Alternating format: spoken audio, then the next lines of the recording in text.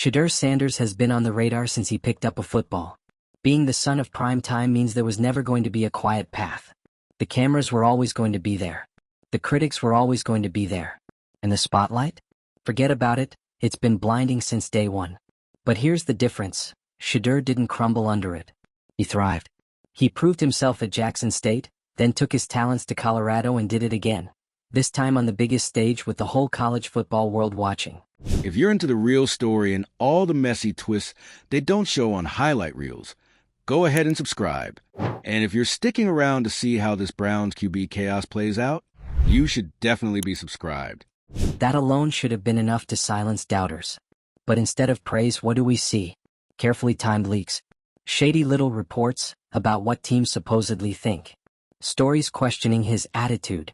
And conveniently, they always pop up at moments that create the most drama.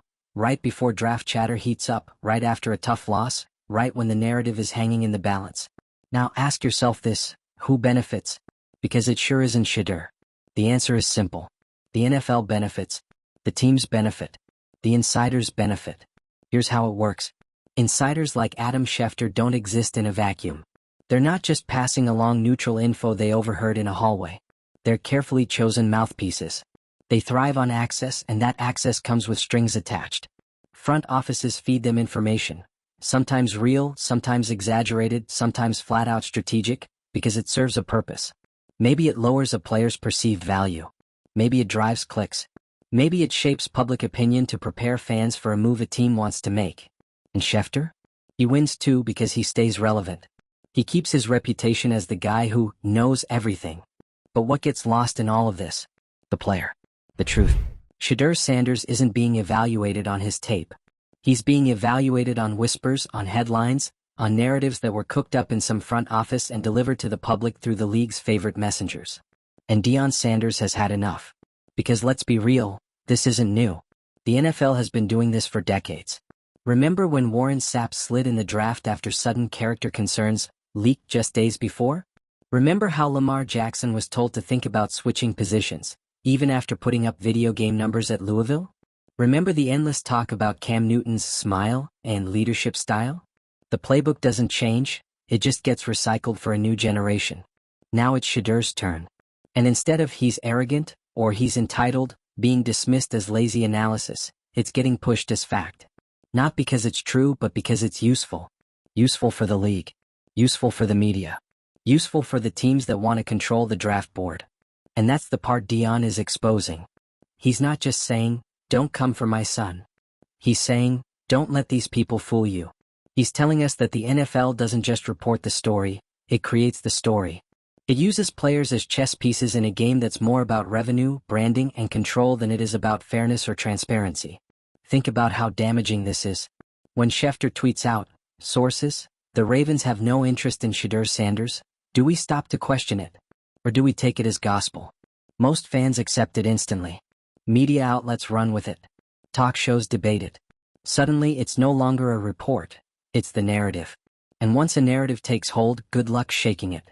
That's how players get misrepresented. That's how careers get altered. And that's exactly what Deion is trying to stop. Because here's the truth. Shedeur Sanders has proven everything he needs to prove on the field. His poise under pressure? Check. His accuracy? Check. His leadership?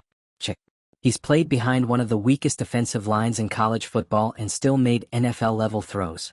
He's faced the constant pressure of being primetime's son and never flinched. That's not entitlement, that's resilience. That's not arrogance, that's readiness. That's what every team should want in their quarterback. But that doesn't make headlines.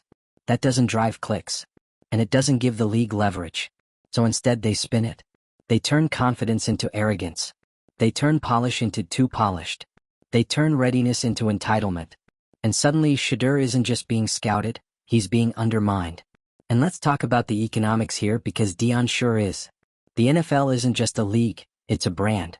Its biggest priority isn't player development or fair evaluations. It's keeping the shield shiny. It's selling jerseys, selling tickets, selling storylines. And if a player becomes bigger than the shield, that's a problem. Shedeur Sanders is dangerous to that system because he doesn't need the NFL to build him up. He's already built. His name already carries weight. His story already attracts attention. He's already a brand, thanks to his father and thanks to his own play. And that means the NFL can't own his narrative in the same way it owns others. So what's the response? Control the story anyway. Plant doubt.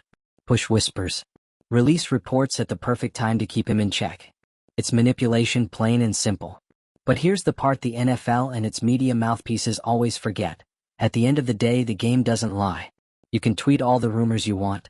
You can spin the narrative as much as you want. But when Shedeur steps on the field and starts throwing darts, when he starts leading drives, when he starts winning games, all of that noise goes out the window. Because fans don't care about whispers when they're watching wins. Coaches don't care about Schefter tweets when their quarterback is delivering under pressure. And players don't care about narratives when they know the guy next to them in the huddle has their back. That's why Deion is fighting so hard to keep the focus on reality. He knows his son doesn't need defending on the field. He knows Shedeur is ready. What he needs defending from is the spin cycle. From the machine that sees him not as a quarterback, not as a leader, not as a young man with real talent, but as a storyline to be twisted, bent, and reshaped until it serves the league's bottom line. So here's the call to action for all of us. Stop swallowing the spin. Question the timing. Question the motives. When you see a conveniently timed report about Shedeur Sanders, or any young player, ask yourself, who benefits from this? Who wanted this story out right now? Because 9 times out of 10 the answer isn't the player. It's the league. It's the teams. It's the insiders who live off clicks and access. And don't let them convince you otherwise. Shedeur Sanders is not entitled. He's not arrogant. He's not some overhyped storyline. He's a quarterback who has earned everything, who has battled through more pressure than most prospects ever face, and who has come out sharper for it. The real story here isn't that Shedeur Sanders might slip in the draft. The real story is that the NFL media machine is working overtime to make sure of it. And Deion Sanders is the only one bold enough to say it out loud. Now I want to hear from you. Do you see the manipulation at play here? Do you believe the so-called insiders are telling the truth? Or do you think Deion Sanders is right that they're shaping the story for clicks and control? Drop your thoughts in the comments. And if you're tired of being fed narratives instead of truth, hit that subscribe button. Because we're not here to play along with the NFL script. We're here to rip it up. And as long as Shedeur Sanders keeps proving himself, we'll be here reminding everyone. The game doesn't lie, but the media sure does. The NFL doesn't like when players come in too ready. Sounds backwards, right? But think about it. The league has always thrived on the idea that it is the kingmaker. You get drafted, and the NFL takes credit for polishing you up, turning you into a star, teaching you how to handle the spotlight. That's how the shield stays bigger than the player. But Shedeur Sanders? He's walking into this draft already polished, already media savvy, already a household name. He doesn't need the shield to tell him how to shine. He's been shining since birth. And that's the problem. Because if Shedeur comes in as Prime's son, already branded, already marketable, already confident, then suddenly the NFL isn't the author of his story. Yes. And if you think a multi-billion-dollar league is going to let that go unchecked, you don't understand how the machine works. This is where guys like Adam Schefter come in. And look, I'm not saying Schefter is evil. I'm saying he's a tool, a very effective, very strategic tool. His entire business model is built on access. He knows things because people want him to know things. When he drops a sources say bomb, it's not because he's digging through files like a journalist, it's because someone handed it to him and said, release this now. And why would they do that? Because it serves a purpose. So when reports about Shedeur Sanders start dropping, about which teams supposedly don't want him, about whispers of attitude, about his so-called preferences, you've got to ask, who benefits? Does it benefit Shedeur? No. Does it benefit Deion? Definitely not. Does it benefit the NFL and the teams trying to play the draft board like a poker table? Absolutely. Because here's the play. If you can plant doubt about Shedeur, if you can make him seem risky or entitled, then his draft stock slips. And if his stock slips, a team that wants him but doesn't want to pay a premium can swoop in later and get him at a bargain. It's the oldest trick in the book. Manufacture a problem to create a discount. And the timing? Oh, the timing is everything. These leaks don't drop randomly. They're like precision strikes. Colorado takes a loss. Here comes a whisper about Shedeur being overhyped. Draft buzz picks up. Suddenly a team isn't interested. Just when fans are starting to get excited. Bam, a new narrative hits the timeline to cool the fire. It's all coordinated. It's all deliberate. And the worst part? Fans buy it. Media outlets amplify it. Talk shows debate it. Before long, it's not just a report. It's reality. even if it was never true in the first place. This is what Deion Sanders is furious about. Not because he thinks his son is perfect, not because he expects everyone to worship Shedeur, but because he knows the game being played. He lived it. He was the flashy, confident, unapologetic black athlete who was called cocky instead of confident, selfish instead of charismatic. He knows what it's like to have narratives twisted to fit a story that sells better than the truth. And now he's watching it happen to his son in real time on the biggest stage possible. And Deion isn't just calling it out for Shedeur, he's calling it out for every young player who's been run through the same machine. Because this isn't just about the Sanders family. It's about how the NFL manipulates perception to protect its interests. Think about it. The league's #1 priority isn't fairness, it isn't development, it isn't honesty, it's the brand. It's jersey sales, TV ratings, clicks, and control. If the story benefits the Shield, it gets pushed. If it threatens the Shield, it gets twisted. And players? Players are chess pieces in that game. Some are elevated. Some are diminished. But all of them are at the mercy of the narrative. Unless, of course, they fight back. And that's what makes Deion dangerous to the machine. He's not afraid to say the quiet part out loud. He's not afraid to look into the camera and say, "Don't believe everything you hear. These leaks aren't random. They're strategic." And once you say that out loud, once you plant that seed of doubt, suddenly the machine doesn't run as smoothly. Suddenly, fans start asking questions. Suddenly, the Shield isn't untouchable. And that's exactly what's happening here. Now, let's talk about Shedeur himself. Because all of this manipulation, all of these whispers, all of these narratives, they wouldn't even be necessary if the kid wasn't legit. Nobody wastes time planting doubt about a quarterback who isn't a threat. The reason they're going after him is because he is dangerous. He is talented. He is ready. And they know it. Look at the tape. Look at the way he stood tall behind a line that couldn't block a breeze. Look at the way he delivered throws under relentless pressure. Look at the way he never cracked, never panicked, never blamed anyone else. That's not entitlement, that's resilience. That's not arrogance, that's composure. That's the exact kind of polished team should be drooling over. But instead of celebrating it, the media machine flips it. Confidence becomes cockiness. Poise becomes too polished. Readiness becomes entitlement. And just like that, the story changes. But here's the thing the NFL and its insiders are forgetting. Stories don't win games. Narratives don't complete passes. Whispers don't lead drives. Players do. And Shedeur Sanders is a player. A damn good one. So yes, Deion is angry.